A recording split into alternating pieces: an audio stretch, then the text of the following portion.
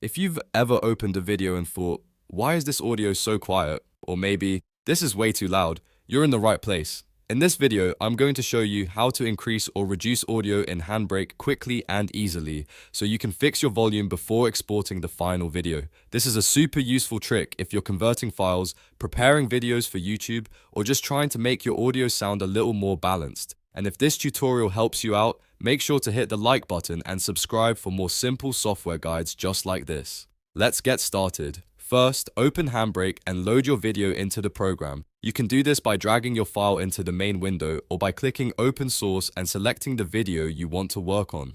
Once your video is loaded, HandBrake will scan it and display all of the available settings. Now, look across the top and click on the Audio tab.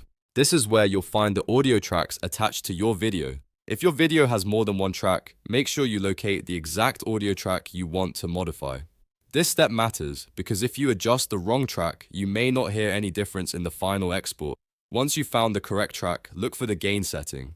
The gain value is measured in decibels or decibels, and this is what controls whether the audio gets louder or quieter. If you want to increase the volume, enter a positive number like 5 or 10. A higher positive value will make the audio louder. If you want to reduce the volume, enter a negative number like -5 or -10. That will lower the audio level so it's not overpowering or distorted. A good tip is to start with a small adjustment first, especially if you're not sure how much gain your video needs. You can always test a few different values until the sound feels right. After you've entered the gain amount you want, take a quick moment to double check that the correct track is selected and the changes apply to the right audio stream. Then, when everything looks good, click Start Encode.